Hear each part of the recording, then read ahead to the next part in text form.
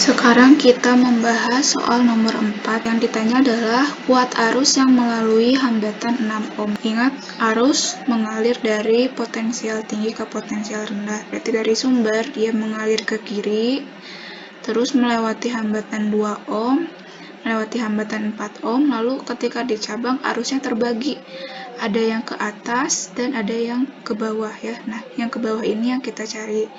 Nanti arusnya bergabung lagi di sini dan kembali ke potensial rendah ini. Katakanlah arus yang mengalir ini I1, I ya, I. Nah, I ini nilainya sama ya, I yang mengalir pada 2 ohm dan I yang mengalir pada 4 ohm itu sama nilainya I. Tapi ketika di cabang ini, dia arusnya terbagi kata. Misalkan ini I1 ya yang ke atas, kemudian yang kedua adalah I2. Nah, I2 ini adalah yang kita cari. Itu yang pertama, kita sederhanakan dulu, berarti kita harus cari tahu I-nya dulu kan, I keseluruhannya itu berapa. Berarti kita yang pertama cari dulu nilai hambatan pengganti. Yang atas ini 1 ohm ditambah 2 ohm, ya jadi 3 ohm. Kemudian 3 ohm dengan 6 ohm itu paralel, berarti pakai persamaan hambatan paralel ya. Jadi 6 kali 3 per 6 tambah 3 atau 18 per 9 ya. Itu adalah 2 ohm. Jadi sekarang kita udah seri semua 2 ohm, 4 ohm, kemudian hambatan ini, hambatan penggantinya adalah 2 ohm. Jadi totalnya adalah sekarang hambatannya 2 ditambah 4 ditambah 2, yaitu 8 ohm. Itu. Nah, sekarang kita cari I, berarti I sama dengan V per R, atau di sini E ya, atau GGL itu sama aja. Jadi V per R total. Ini sama dengan 12 per 8. Kalau disederhanakan adalah 3 per 2 atau 1,5 satuannya ampere. Ini. Nah, sekarang kita cari I2-nya. Kalau misalkan kita gambar lagi hambatan ini, kan jadi seperti ini. Misalkan yang atas kita udah pakai 3 ohm ya, yang pakai hambatan pengganti 3 ohm. Yang ke bawah 6 ohm. Tuh. Yang atas 3, yang bawah 6. Nah, ini ada yang ke atas adalah I1, yang ke bawah adalah I2.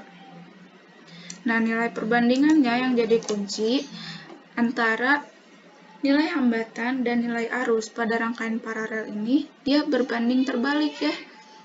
Jadi, R1 per R2 sama dengan I2 per I1. Jadi, tukeran ya.